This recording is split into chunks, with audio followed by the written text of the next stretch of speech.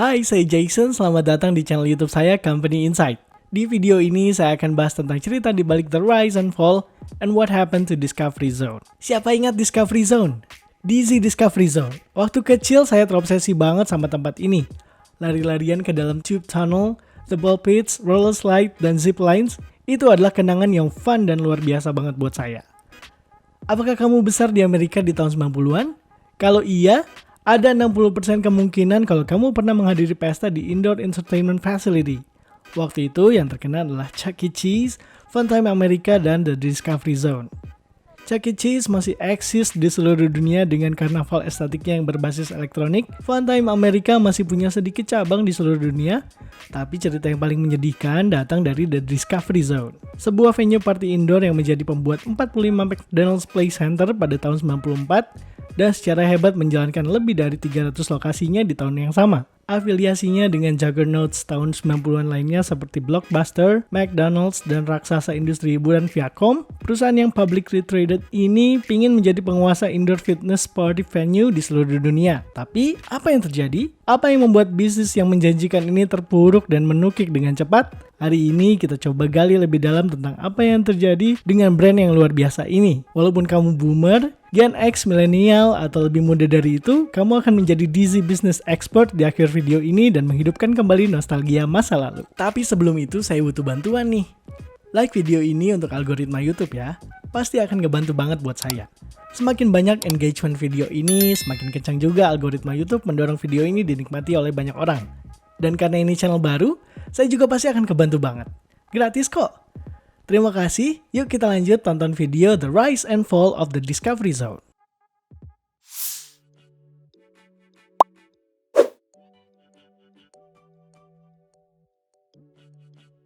What is DZ Discovery Zone? Tahun 1989, Discovery Zone ditemukan oleh Jim Jorgensen, Ronald Marsh, dan Dr. David Schoenstatt di Kansas City, Missouri, dan dibuka di 15 lokasi dalam 18 bulan pertama operasinya.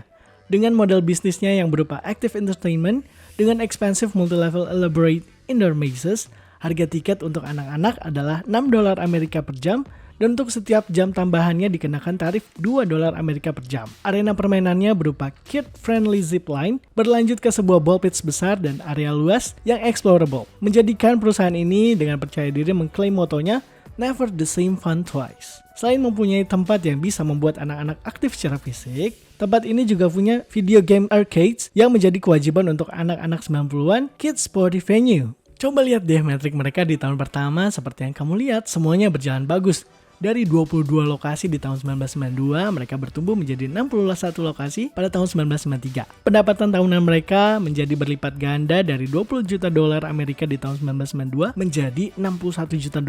Pada Juni 1993, mereka go public di Nasdaq Stock Exchange dengan harga saham $22 Amerika per share dan ditutup dengan nilai 60% lebih tinggi, yaitu 35% pada hari pertama penjualannya. Dengan meraih IPO, DZ mampu menghasilkan $50 juta Amerika untuk pertumbuhannya. Puncaknya, DZ Discovery Zone punya 347 lokasi yang tersebar di Amerika, Kanada, dan Puerto Rico pada tahun 1994, dan pendapatan mereka mencapai $181 juta pada tahun itu. Wow! Sebuah pencapaian yang luar biasa untuk perusahaan baru. Bisa dibilang ini adalah WeWork-nya tahun 90-an tanpa IPO dan Adam Neumann. Huge advantage, big powerful shareholders. Yuk kita lihat kekuatan Discovery Zone. Saya lewatin bagian pengalaman hebat dan menyenangkan yang orang-orang udah pada tahu tentang Discovery Zone. Saya akan fokus pada advantage yang jarang dibicarakan orang, yaitu sponsor mereka yang powerful. Pertama, mereka punya sponsor-sponsor besar yang bisa menggait capital investor dalam jumlah besar. Ada banyak indoor playground lainnya, tapi nggak ada yang sebesar DZ Discovery Zone karena cuma mereka yang punya akses capital. Sponsor number 1, Blockbuster Video and Viacom. Blockbuster Video dan parent company-nya raksasa media Viacom menyuntikkan dana sebesar $10 juta Amerika ke DZ Discovery Zone pada April 1993. Dengan partnership ini, Blockbuster memiliki 20% saham Discovery Zone dan kemudian mereka meningkatkan nilai investasinya dan menjadi majority holding sebesar lebih dari 50%. Dengan rencana mereka untuk bersama-sama mendesain dan melaunching 10 lokasi di Great Britain, dan Blockbuster berhak mendesain 50 lokasi Discovery Zone. Blockbuster melihat potensi marketing dari merger ini. Penekanan untuk menciptakan sebuah party venue dengan daya jual bringing the party home dengan rental film dan video game dari Blockbuster adalah saat-saat yang menyenangkan pada masa itu. Sebuah one-stop shop of culturally cutting edge, sebuah entertainment modern 90-an yang sangat layak dipertaruhkan. Kalau kita lihat lagi, marketing value dari merger ini nggak masuk akal, yang menjadikannya sulit untuk mempertanyakan investasi dari Fortune 500 company Blockbuster Video. Parent company Blockbuster Viacom ingin mendorong Disney dengan cultural ties mereka. Di bulan April 1994 saat Blockbuster memiliki 50,1% saham Disney, mereka berencana membranding Disney dengan Nickelodeon, Paramount Pictures, and Showtime Icon. Tapi rencana ini nggak pernah terlaksana. Setelah menandatangani kontrak promosi dengan Saban Entertainment untuk haknya menggunakan karakter milik mereka di tahun 1995, Mighty Morphin Power Ranger. Nggak ada lagi aliansi besar yang dibuat oleh Disney. Kamu ingat Power Ranger?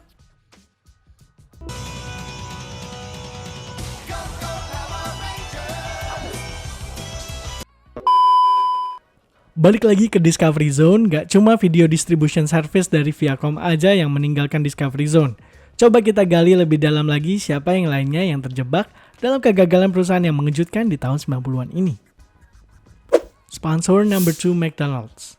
Restoran chain terbesar di dunia, McDonald's, telah memperkenalkan konsep Play Place di store-nya pada tahun 1987. Play Place asli McDonald's dibuat dan diorganisir oleh sebuah perusahaan bernama Leaps and Bounds yang dikenal dengan ciri khas mereka yaitu area bermain indoor dengan 2 horizontal tubes yang disatukan dengan kubah berbentuk bola yang lekat di semua Play Place sampai hari ini. Play Place dilihat sebagai salah satu sarana branding oleh McDonald's dan untuk menambahkan experience anak-anak dengan menu Happy Meals. Kerjasama McDonald's dan Disney dimulai tahun 1995 saat mereka menjual 45 Leaps and Bounds stores kepada Disney senilai $111 juta Amerika cash. Secara otomatis, McDonald's menjadi shareholders di Discovery Zone. Lagi-lagi, ini adalah sebuah langkah cerdas untuk kedua belah pihak. Menurut mantan corporate communication McDonald's, Charles Edling, kami melihat ini sebagai merger dari dua pionir child entertainment industry. Kami berharap adanya kerjasama jangka panjang. Kesampingkan dulu spekulasi, logika dari dua merger ini adalah dengan Blockbuster dan McDonald's terlihat seperti perfect fit untuk the ever-growing Discovery Zone. Gak ada dari penyokong dana ini yang bisa disalahkan karena menyuntik dana ke Discovery Zone.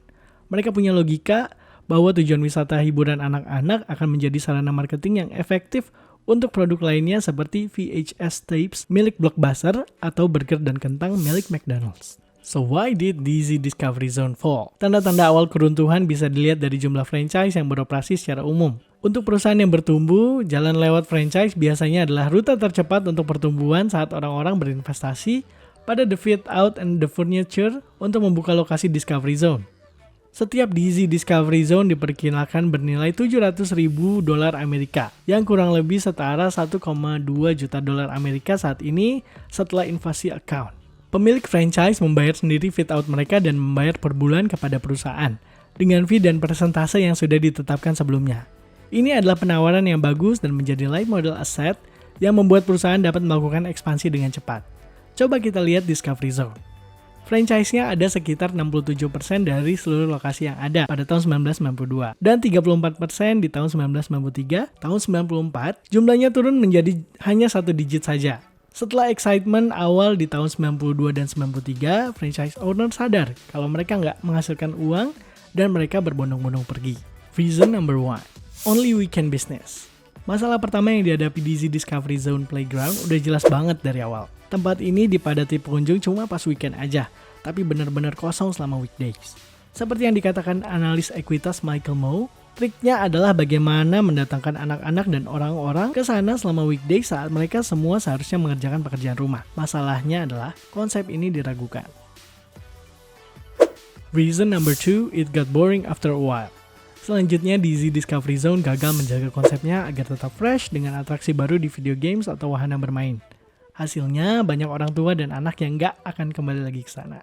Sean McGowan, seorang analis mainan di Gerard Clover and Mattinson bilang, saya menyebut ini sebagai hamster habitat. Kalau kalian masuk ke hamster habitat ini, mungkin kalian nggak akan kembali. Landscape Arcade di awal tahun 90-an adalah arena yang selalu berubah-ubah. Tapi buat pemilik tempat ini, seiring dengan kapasitas grafis dan biaya arcade yang perlahan naik, dalam beberapa dekade, dan hal ini menjadi keharusan untuk tetap bisa mengikuti keinginan anak muda Amerika, terutama bagi mereka yang ingin mengadakan pesta di Discovery Zone. Di tahun 1996, Nintendo 64 masuk ke pasaran dengan gambar 3D yang gak terkalahkan dengan video game manapun sebelumnya. Cultural Tide ini membuktikan kalau youth entertainment business adalah area yang kritis. Seperti yang udah disebutkan sebelumnya, untuk menciptakan sebuah lokasi mahal dengan campuran struktur gym dan hutan, Discovery Zone nggak siap dari segi keuangan untuk tetap dapat up to date dengan state of the art video game. Pertanyaannya adalah, berapa kali orang bisa kembali ke Discovery Zone tanpa adanya perubahan dan peralatan baru di sana?